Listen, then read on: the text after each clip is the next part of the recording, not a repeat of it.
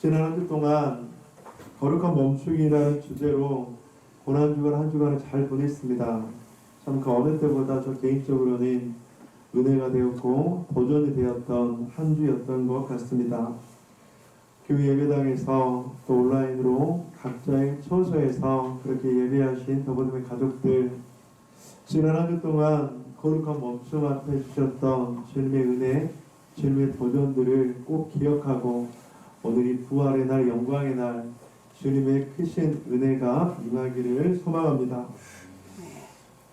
여러분들, 주님께서는 십자가에서 우리를 위해서 피 흘리시고 고통당하시며 돌아가셨지요.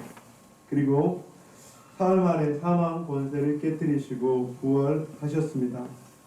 오늘은 그 부활의 기쁨과 소망을 나누는 어쩌면 기독교에서 가장 위대하고 기독교의 핵심과 본질인 바로 부활의 날입니다.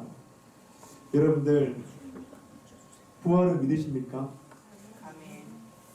부활을 믿으십니까? 만약 부활을 믿지 않는다면 지금 이 자리는 참으로 어색한 자리, 그리고 또 아직까지는 이 자리가 불편할 수도 있는 자리일 수도 있습니다. 그런데 소망하는 것은 오늘 이 부활 예배를 통해서 그 부활이 우리 가운데 믿어지고 부활이 우리 가운데 왜 소망이 되는지 다시 한번 말씀을 통해서 하나님의 그 크신 은혜를 누릴 수 있기를 소망합니다. 여러분들, 부활이 있기 위해서는 필수적으로 전제되어야 되는 것들이 있어요. 뭘까요? 죽음이 있어야죠. 그래서 부활절 말씀을 나누면서 함께 죽음에 대해서 간단하게 좀 이야기를 하려고 합니다. 여러분, 사람은 태어나면 많은 종교 지도자들, 철학자들은 3번 죽는다 이렇게 이야기합니다. 첫 번째는 육체적 죽음입니다. 사람이 태어나서 호흡을 하며 살다가 숨이 멈추는 것, 이것을 육체적 죽음이라고 하죠. 숨을 멈추고 의사가 사망 판정을 할 때 우리의 육체는 죽었다 이렇게 이야기합니다. 그래서 성경에서는 이 육체적인 죽음을 어느 누구도 피해갈 수 없다고 말합니다. 히브리서 9장 27절, 한 번 죽는 것은 사람에게 정해진 것이요. 두 번째 죽음인 바로 영적 죽음입니다. 육체적으로 생물학적으로 살아있다 하더라도 죄로 인해서 하나님과 단절된 상태를 말합니다. 그래서 로마서에서는 모든 사람이 죄를 범하였으면 하나님의 영광에 이르지 못한다라고 하는 것, 즉 죄를 범하여서 하나님과의 단절이 되고 그래서 하나님과 소통하지 못하는 영적 죽음에 이르게 되는 것이죠. 세 번째는 영원한 죽음입니다. 오늘 부활절을 맞아서 사랑하는 성도님들과 함께 가장 많은 내용을 함께 이 영원한 죽음에서 나누었으면 좋겠습니다. 여러분이 세 번째 죽음은요, 가장 두려운 죽음이라고 할 수 있습니다. 그래서 히브리서 9장 27절에서 이렇게 말씀합니다. 한 번 죽는 것은 사람에게 정해진 것이요 그 이후에 심판이 있으리니. 그러니까 육체가 한 번 죽는데 그 이후에 심판을 통해서 영원한 죽음으로 나아가느냐, 그 심판 가운데 영원한 생명으로 나아가느냐, 우리가 흔히 말하는 천국과 지옥에 대한 그 영원한 죽음, 영원한 생명을 말씀하는 것입니다. 여러분, 이런 질문을 한번 드려보겠습니다. 여러분들은 첫 번째 죽음은 맞지 않으셨죠? 지금 우리가 이 자리에 나와 있다는 것은 첫 번째 죽음하고는 상관이 없다는 것입니다. 그러면 두 번째, 우리는 죄인이긴 하지만 주님 안에서 주님 뜻대로 살기 위해서 몸부림치고 있는 사람입니다. 그런 의미에서 본다면 우리는 두 번째 영적 죽음 가운데 있는 성도들도 아니라는 생각이 들기도 합니다. 그렇다면 이제 세 번째 질문을 드리고 싶습니다. 여러분들은 영원한 죽음을 맞지 않을 것을 믿으십니까? 좀 질문이 어렵나요? 다시 한번 좀 더 다르게. 여러분들은 영원히 살게 될 것을 믿으십니까? 그래, 아멘이 잘 안 나올 수 있죠. 그래서 오늘 말씀을 듣고 말씀이 끝날 때는 모두가 아멘, 그렇게 되어지기를 주님의 이름으로 간절히 축복합니다. 아멘. 영원히 죽지 않을 것을 믿느냐? 오늘 성경 본문에서 우리들에게 질문합니다. 25절, 예수께서 이르시되 나는 부활이요 생명이니 나를 믿는 자는 죽어도 살겠고 무릇 살아서 나를 믿는 자는 영원히 죽지 아니하리니 이것을 내가 믿느냐? 저는 부활절을 준비할 때마다 늘 생각나는 한 분이 있습니다. 그리고 또 생각나는 그런 장례식이 있습니다. 우리 오늘 지금 이 자리에서 예배 드리고 있는 우리 김혜자 권사님, 지금 하늘에 계시는 고 김정규 성도님 장례식이에요. 참 살아생전에 강직하시고 법 없이도 사시는 그런 분이셨죠. 집에서 제가 세례를 베풀기도 하고 또 천국 가실 때 제가 장례를 인도하면서 그렇게 환송 예배를 드리기도 했습니다. 그런데 고 김정규 성도님은 현충원에서 이제 땅에 묻히셨어요. 근데 현충원에서는 여러분들 이제 하관 예배, 개인적으로 하관 예배를 드리기 전에 합동 장례를 드리게 돼요. 그래서 큰 강당에서 합동 장례를 드리게 되는데 그 합동 장례식에는 스님도 오시고 신부님도 오시고 목사님도 오세요. 그래서 각 순서에 따라서 스님과 신부님과 목사님이 예배를 인도하세요. 각자만의 장례 예배를 인도하십니다. 그래서 내가 불교 신도다 그러면 불교 이식을 드릴 때 그렇게 참여하고, 내가 천주교 신자다 그러면 천주교 미사 장례 예배를 드릴 때 거기 참여하고, 내가 기독교 신자다 그러면 기독교 예배 장례 의식에 참여를 하는 것입니다. 그런데 여러분들, 저는 그 합동 장례, 여러 가지 종교들의 합동 장례 예배를 보면서 우리가 왜 예수 그리스도를 믿는지 명확한 이유를 알겠더라고요. 너무나도 큰 차이가 있거든요. 뭐냐면 천주교나 불교나 천도교 다른 종교들은 앞에서 장례를 인도하시는 분이 고인의 영정을 보고 장례식을 집례를 해요. 그러니까 고인의 영정이 이 앞에 있는데 스님이나 신부님은 이 영정을 보고 장례를 집례를 해요. 그런데 목사님은 고인을 보고 장례의식을 진행하는 것이 아니라 회중을 바라보고 장례의식을 진행을 합니다. 여러분들, 왜 그런 것일까요? 이게 바로 오늘 함께 나눌 말씀의 핵심이고 본질일 수도 있습니다. 기독교인은 고인의 명복을 빌지 않습니다. 근데 어떤 분들은 간혹 가다가 고인의 명복을 빕니다. 그렇게 인사하기도 하는데, 하나님을 믿고 구원의 확신을 가진 사람들은 고인의 명복을 빌지 않습니다. 왜요? 나는 부활이요 생명이신 예수 그리스도를 믿고 육체적 죽음을 당했지만 그 영혼은 지금 하나님 나라의 하늘에서 귀한 안식과 평안을 누리고 있기 때문이죠.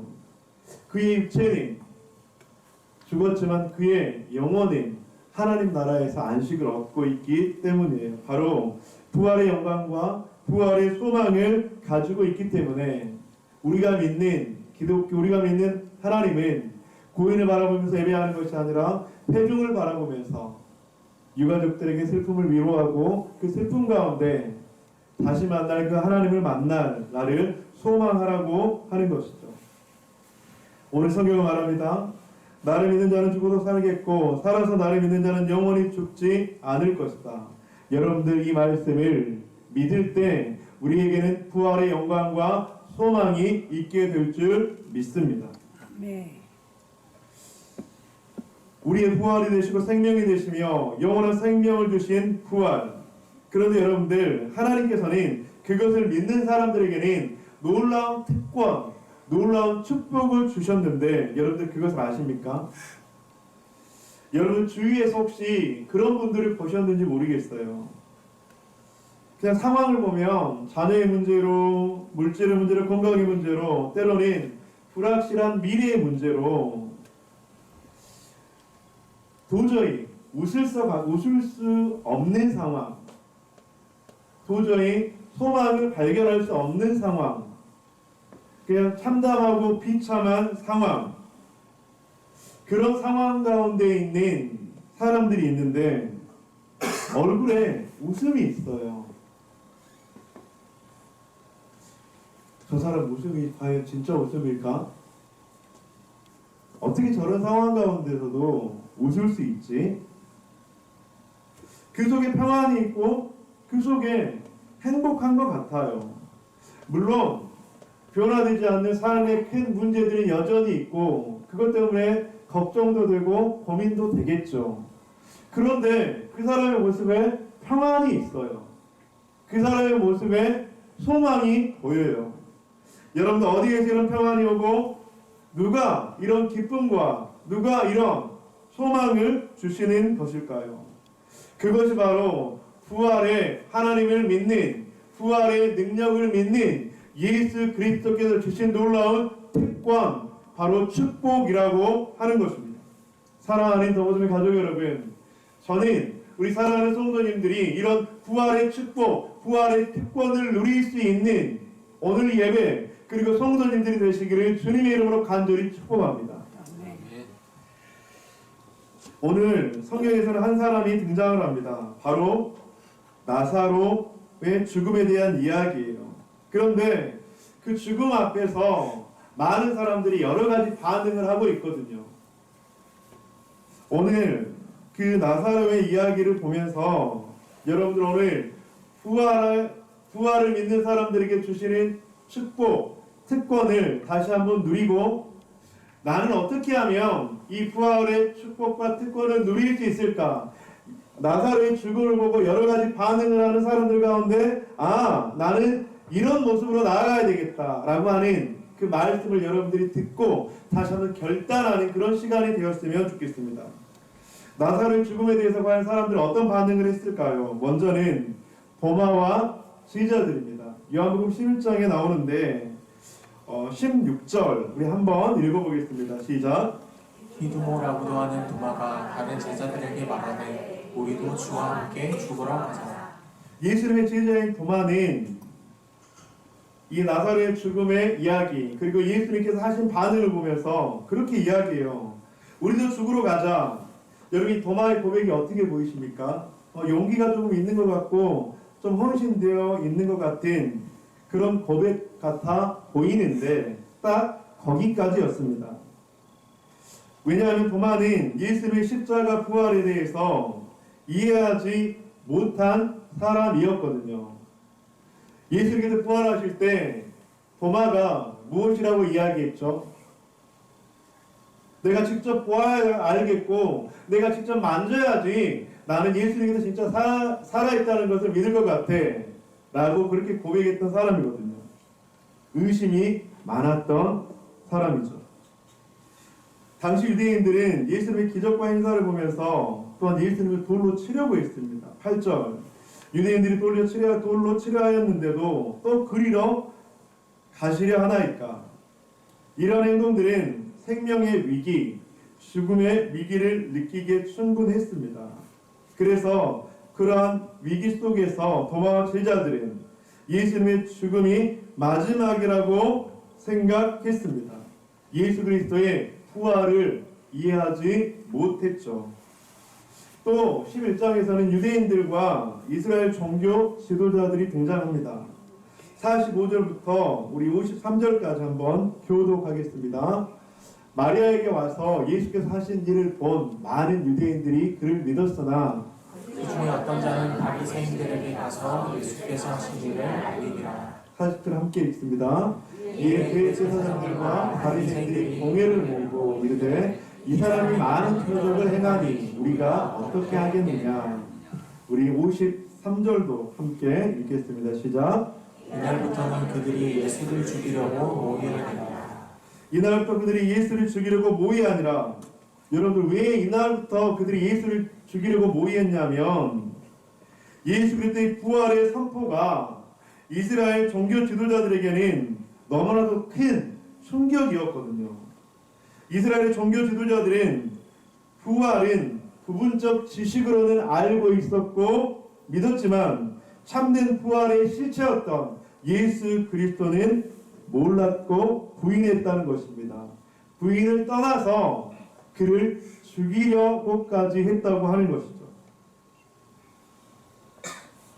너무나도 많은 의심이 있었던 도마, 그 예수 그리스도의 부활을 완전히 믿지 못하고 오히려 그를 죽이려고 했던 적대시했던 유대인들과 이스라엘 종교 지도자들, 또 한 부류를 보고 싶습니다. 바로 마르다와 마리아입니다. 우리 21절, 24절 함께 읽어보겠습니다. 시작. 마르다가 예수께 여짜오되 주께서 여기 계셨더라면 내 오라버니가 죽지 아니하였겠나이다. 마르다가 이르되 마지막 날 부활 때에는 다시 살아날 줄을 내가 아나이다. 여러분들이 마르다와 마리아의 고백 한번 보세요. 여러분 어떻게 보이세요 혹시? 믿음이 있어 보이죠? 주님께서 여기 계셨다면 내 오라버니가 죽지 아니하였을 거예요. 여러분 근데 이 말을 좀 뒤집어서 말하면 주님께서 여기 계시지 않아서 어떻게 됐다고요? 죽었다. 지금 죽었다는 거죠. 마르다가 이르되 마지막 날 부활 때에는 다시 살아날 줄을 내가 아나이다. 마지막 날 부활 때는 내 오라버니가 살아날 거예요. 그런데 지금은 어떻다고요? 죽었다. 마르다와 마리아는 예수님의 부활은 알았던 것 같아요. 그리고 부활은 믿었던 것 같아 보입니다. 하지만 그 믿음은요, 여기 계셨더라면 라고 하는 과거적인 고백에 멈춰 있어요. 마지막 날에는 이라면서 미래적 고백에 멈춰 있어요. 뭐냐면 예수님께서 부활은 할 것인데, 아니 이전에 2000년 전에 부활은 하셨는데 지금은 예수님의 부활은 나와는 상관이 없어 라고 하는 말과 같은 말입니다. 조금 더 쉽게 이야기하면 우리는 예수님의 부활을 믿어요. 그런데 2000년 전에 부활하신 예수 그리스도를 믿으시죠? 아멘. 앞으로 예수 그리스도의 재림의 날에 우리가 다시 부활할 것을 믿으시죠? 그런데 여러분들 부활의 과거적 고백과 미래적 고백은 있는데 그 부활의 현재적 삶의 능력은 드러나지 않는다는 것입니다. 부활을 알고 믿고 있지만 부활의 능력을 현재의 삶 속에서 지금 현재의 삶 속에서 경험하지 못하고 누리지 못하고 있다고 하는 거예요. 사랑하는 성도님들, 저는 우리가 이 예수 그리스도의 부활이 현재적 지금 내가 살아가는 이 시대에 지금 내 삶 속에서 어떤 능력으로 드러나는가, 그것이 너무나도 중요하다고 하는 것입니다. 여기 계셨더라면 죽지 아니하였겠나이다. 마지막 날 부활에는 살아날 줄 아나이다. 그들의 현존하는 삶 속에서 부활의 능력을 경험하지 못하고 있는 것입니다. 우리들이 믿고 따르는 부활이 과거적 부활을 뛰어넘으며 미래적 부활만을 바라보는 것이 아니라 현재적 부활의 예수님을 만날 때 우리들의 현재적 삶 속에서는 하나님의 능력과 예수 그리스도를 통한 승리가 주어진다고 하는 거예요. 사랑하는 성도님들, 간절히 소망하는 것은, 여러분들 우리가 부활을 믿는다고 하는 것은 우리가 죽고 나서 부활하는 그 미래적 고백뿐만 아니라 현재의 삶 속에서 부활의 능력이 드러날 때 우리는 이 땅 가운데 살아가는 성도가 천국의 삶을 누릴 수 있다고 하는 거예요. 조금 바꿔서 이야기할게요. 우리는 죽고 나면 천국에 가잖아요. 그런데 이 땅 가운데서 지옥과도 같은 삶을 누린다면 그것이 얼마나 비참한 것입니까?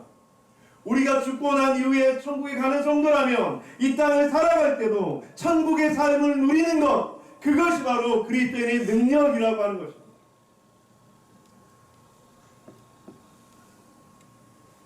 어떻게 하면 이 땅 가운데 살아가면서 천국의 삶을 누릴 수 있을까? 어떻게 하면 우리가 이 땅을 살아갈 때 부활의 그 능력을 경험하며 살 수 있을까? 오늘 본문에서 두 가지 도전을 여러분들에게 드리고 싶습니다.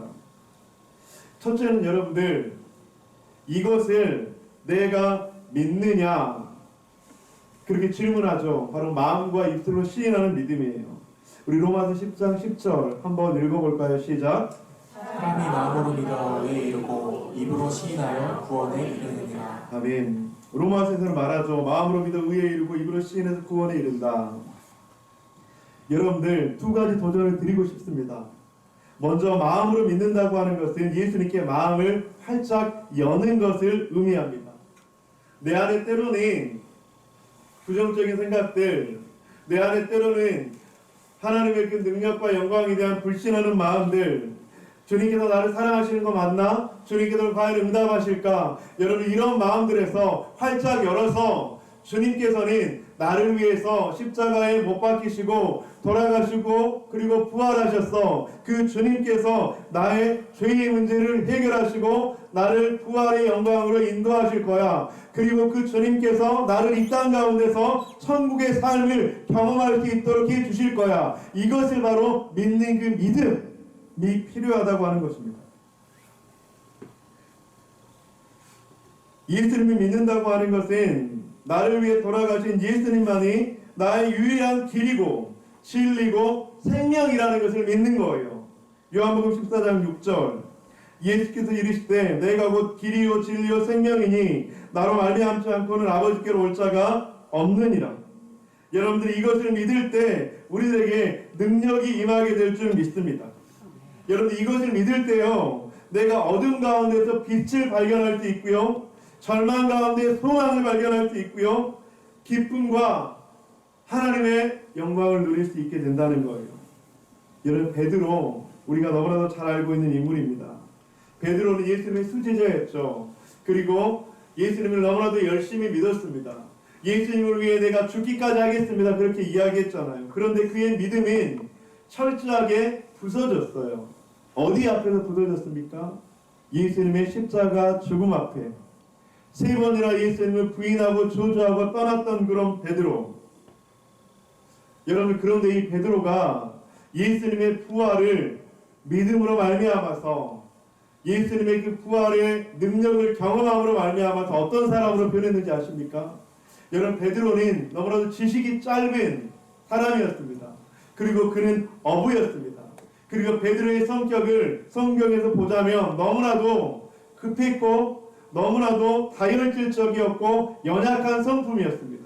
그런데 그런 베드로가요 예수님의 부활 이후에 성령의 능력을 받았을 때 그가 설교하는 설교를 통해서 3,000명, 5,000명이 주님께 회개하는 역사를 경험했다고 하는 거예요. 여러분 이것은 무엇이냐면 예수님의 부활을 믿고 부활의 능력으로 살아가는 삶의 모습이라고 하는 것입니다.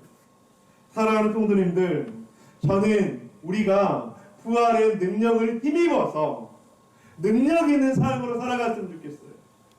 여러분들이 직장에서 일터에서 살아갈 때 누구누구 집사, 아니 누구누구 저 사람인 집사라고 하는데 너무나도 멋져 보여. 저 사람이 하는 말은 내가 신뢰가 돼. 저 사람이 믿는 그 종교를 나도 한번 따라 나가고 싶어.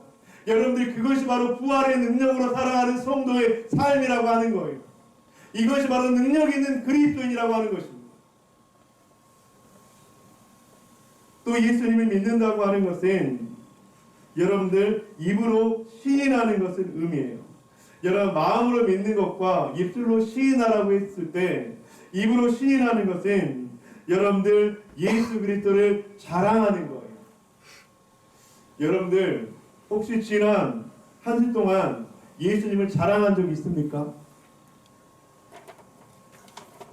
혹시 지난 한 달 동안 예수님에 대해서 누군가에게 이야기해 본 적이 있으십니까?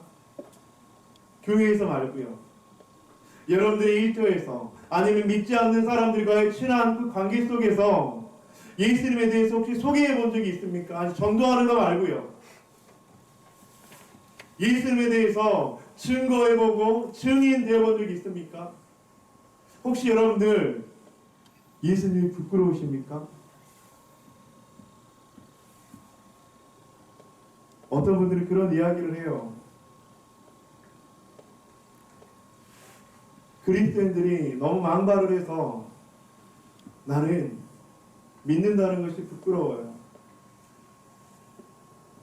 그리스도인이 개입하면 절대 안 될 정치에 개입을 하고 어떤 목사님들이 그런 이야기를 하고 어떤 성도들이 그런 이야기를 해서 나는 부끄러워요. 그런데 여러분들 그건 예수 그리스도를 바르게 믿지 못했던 유대인과 이스라엘 종교 지도자 같은 그런 사람들의 모습이지 절대로 예수님은 부끄러운 분이 아니신 줄 믿습니다. 예수님은 절대로 우리가 부끄럽게 생각할 수도 없고 부끄럽게 생각할 수 없는 그런 분이신 줄 믿습니다. 그것은 예수 그리스도를 잘못 믿는 사람들의 모습이지 예수 그리스도가 그런 모습이 절대로 아니라는 거예요. 예수님은 우리가 자랑해야 될 대상이고 예수님은 우리가 시인해야 될 대상이라고 하는 것입니다.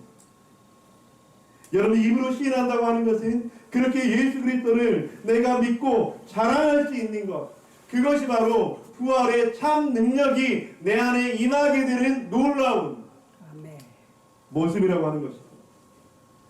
사랑하는 성도님들, 예수님의 부활을 자랑하고 증거할 때 우리들에게 그 능력이 임하게 될 줄 믿습니다. 예수님 우리 마음 가운데 진정으로 믿을 때 부활의 능력이 우리 가운데 임하게 될 줄 믿습니다. 두 번째로 함께 오늘 본문에서 나누고 싶은 도전이 바로 이 말씀입니다. 오늘 성경에서는 죽어도 살겠고 라고 말씀합니다. 나는 죽고 예수의 힘으로 사는 믿음.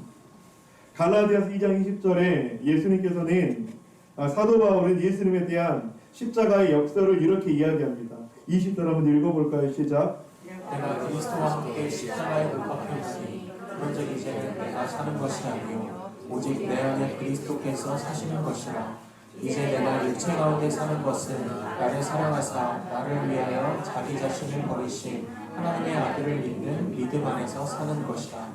우리 안에 부활의 능력이 드러나기 위해서는 나를 십자가에 못 박으라고 말씀하세요. 나의 자아도 나의 욕심도 내가 사랑하는 것들도 포기할 수 없다고 느껴지는 것들도 그것들을 십자가에 못 박을 때 우리에게는 부활의 능력 대신 예수님의 능력이 드러난다고 하는 거예요. 내가 사랑하는 것들, 좋아하는 것들, 그것들을 못 박으라고요? 그럼 나는 이제 무엇으로 살고 있죠? 무엇으로 살 수 있죠? 그런데 여러분들 이게 바로 십자가의 역설입니다. 그렇게 하면 내 안에 아무것도 남지 않을 것 같은데 이제 나는 살아갈 수 없을 것 같은데 성경은 이제 너 힘으로 살아가는 것이 아니라 너 안에 있는 나의 힘으로 네가 살아갈 수 있을 거야. 열심히 수고하고 애쓰고 더를 노력하며 외치는데 그 모든 것들이 한순간에 무너지고 쓰러지고 우리에게 이제는 그런 것들이 아니라 내 안에 사는 예수 그리스도로 살아가라고 그렇게 말씀하고 있습니다. 사랑하는 성도님들, 이것이 바로 부활의 능력입니다. 우리가 십자가를 바라볼 때, 십자가를 의지할 때 부활의 능력이 우리들에게 임하는 놀라운 방법이라고 하는 것입니다. 저희 첫째 다은이가 이 말을 가끔씩 고난주간에 이야기하곤 하는데, 다은이가 5살 때요. 고난주간에 있었던 이야기입니다. 제가 예수님 십자가에 대해서 설명을 했죠. 예수님께서 십자가에 못 박혀 돌아가셨어. 근데 그 5살짜리 꼬마아이가 그 이야기를 듣고 계속 울어요.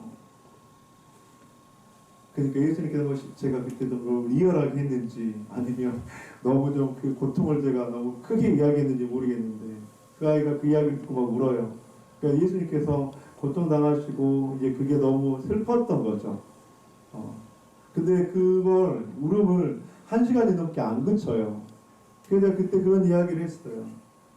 다은아, 예수님이 고통당하셨는데 십자가에 죽으셨는데 부활하셨어. 그 말이 이해가 되지 않았던 것 같아요. 여러분들, no cross, no crown이라는 말이 있죠. 권한 없는 영광은 없다. 우리 모두에게 부활의 능력을 경험하기 위해서는 죽는 역사가 있어야 합니다. 그것은 바로 예수님의 십자가를 바라보는 것이고, 그렇게 할 때 나의 힘으로 사라지는 것이 아니라 예수님의 힘으로 사라지는 것이 됩니다. 나는 죽고 예수의 힘으로 사는 것. 사랑하는 더버즈의 가족 여러분, 예수님은 부활하셨습니다.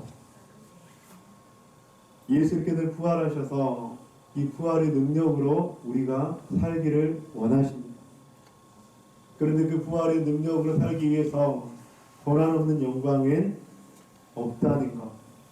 나는 죽고 예수 그리스도로 살 때 그 속에 하나님의 놀라운 능력을 임하게 될 줄 믿습니다. 말씀을 마무리하도록 하겠습니다. 능력 있는 부활의 신앙으로 살기 위해 우리에게 필요한 것은 무엇입니까? 첫째, 이것을 내가 믿느냐? 마음과 입술로 시인하는 믿음. 우리의 마음으로 예수 그리스도의 십자가를 믿고 입술로 예수 그리스도를 자랑하고 증거하는 그런 믿음이 있을 때 우리 가운데 부활의 능력이 임하게 됩니다. 둘째, 죽어도 살겠고 나는 죽고 예수의 힘으로 살 때 그때 부활의 능력이 우리 가운데 임하게 될 줄 믿습니다. 사랑하는 더번의 가족 여러분, 우리 모두가 부활의 능력으로 살아가 봅시다. 부활의 능력이 우리 가운데 임할 때 우리는 소망의 삶을 살아가게 될 줄 믿습니다.